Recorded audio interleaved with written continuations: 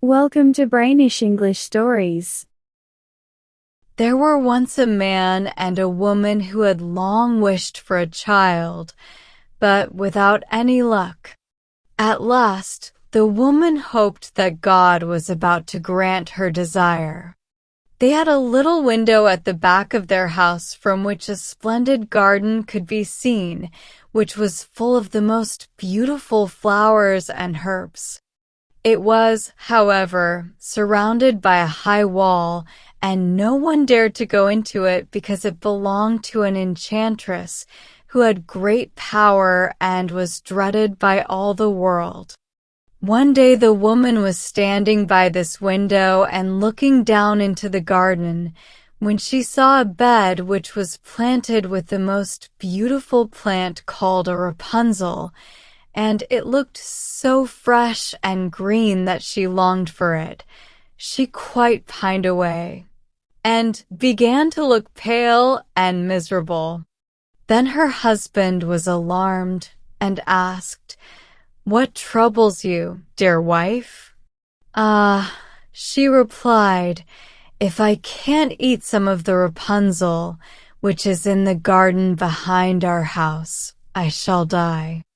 The man, who loved her, thought, "Sooner than let your wife die, better bring her some of the Rapunzel. Let it cost you what it will." When it was getting dark, he clambered down over the wall into the garden of the enchantress, hastily clutched a handful of the Rapunzel plant, and took it to his wife. She at once made herself a salad of it and ate it greedily. It tasted so good to her, so very good that the next day she longed for it 3 times as much as before. If he was to have any rest, her husband must once more descend into the garden.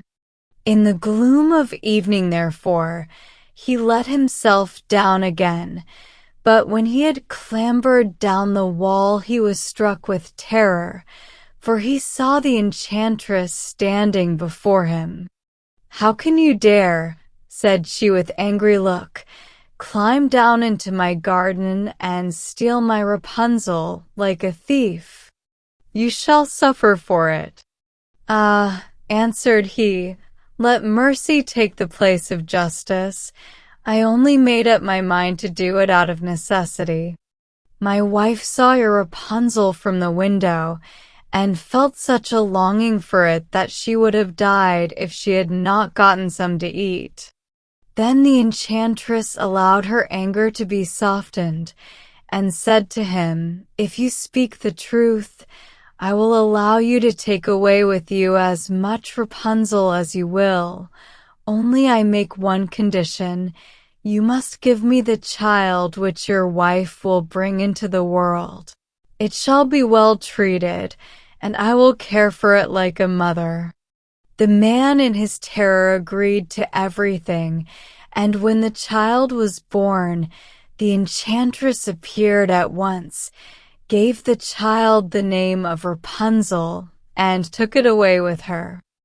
Rapunzel grew into the most beautiful child under the sun. When she was 12 years old, the enchantress shut her in a tower, which lay in a forest, and had neither stairs nor door, but quite at the top was a little window. When the enchantress wanted to go in, she placed herself beneath it and cried, "Rapunzel, Rapunzel, let down your hair to me."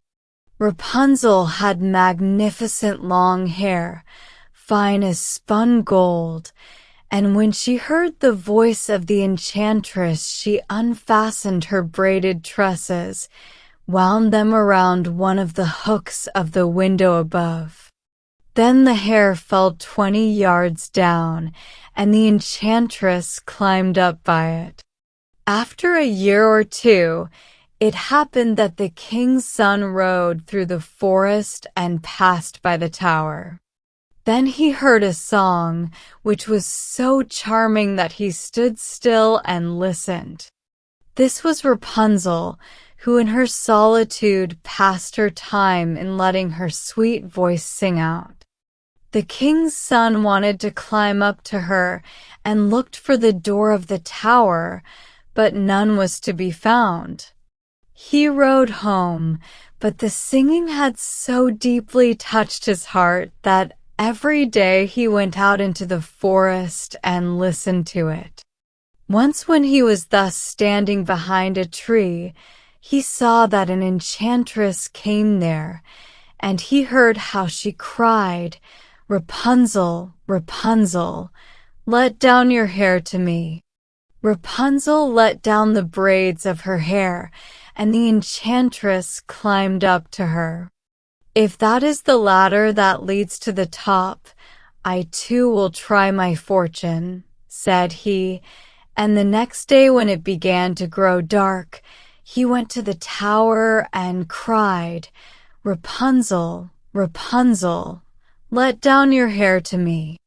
Immediately the hair fell down and the prince climbed up. At first Rapunzel was terribly frightened when a man, such as her eyes had never yet beheld, came to her. But the king's son began to talk to her quite like a friend, and told her that his heart had been so stirred that it had let him have no rest. He had been forced to see her. Rapunzel lost her fear, and when he asked her if she would take him for her husband, and she saw that he was young and handsome, she thought, "He will love me more than old Dame Gahel the enchantress does." So she said yes, and laid her hand in his. She said, "I will willingly go away with you, but I do not know how to get down.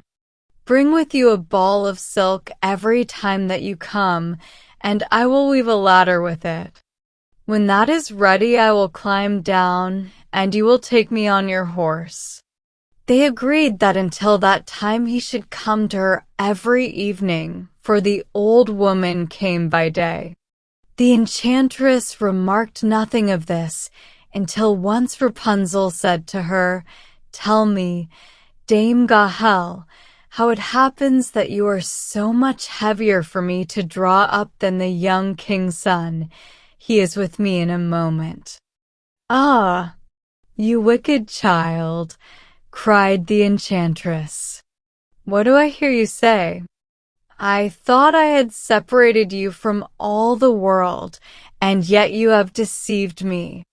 In her anger, she clutched Rapunzel's beautiful hair, wrapped it twice around her left hand, seized a pair of scissors with the right, and snip-snap, they were cut off, and the lovely braids lay on the ground. She was so pitiless that she took poor Rapunzel into a desert where she had to live in great grief and misery. On the same day that she cast out Rapunzel, however, the enchantress fastened the braids of hair, which she had cut off, to the hook of the window, and when the king's son came and cried, "Rapunzel, Rapunzel, let down your hair to me," she let the hair down and the king's son climbed, but instead of finding his dearest Rapunzel, he found the enchantress, who gazed at him with wicked and poisonous looks. "Aha!" she cried mockingly. "You would fetch your dearest, but the beautiful bird sits no longer singing in the nest. The cat has got it and will scratch out your eyes as well. Rapunzel is lost to you. You will never see her again." The king's son was beside himself with pain, and in his despair he leaped down from the tower. He escaped with his life, but the thorns into which he fell pierced his eyes. Then he wandered quite blindly about the forest, ate nothing but roots and berries, and did naught but and weep over the loss of his dearest wife. Thus he roamed about in misery for some years, and at last came to the desert where Rapunzel, with the twins to which she had given birth, a boy and a girl, lived in wretchedness. He heard a voice, and it seemed so familiar to him that he went towards it, and when he approached, Rapunzel knew him and fell on his neck and wept. 2 of her tears wetted his eyes, and they grew clear again, and he could see with them as before. He led her to his kingdom where he was joyfully received, and they lived for a long time afterwards, happy and contented.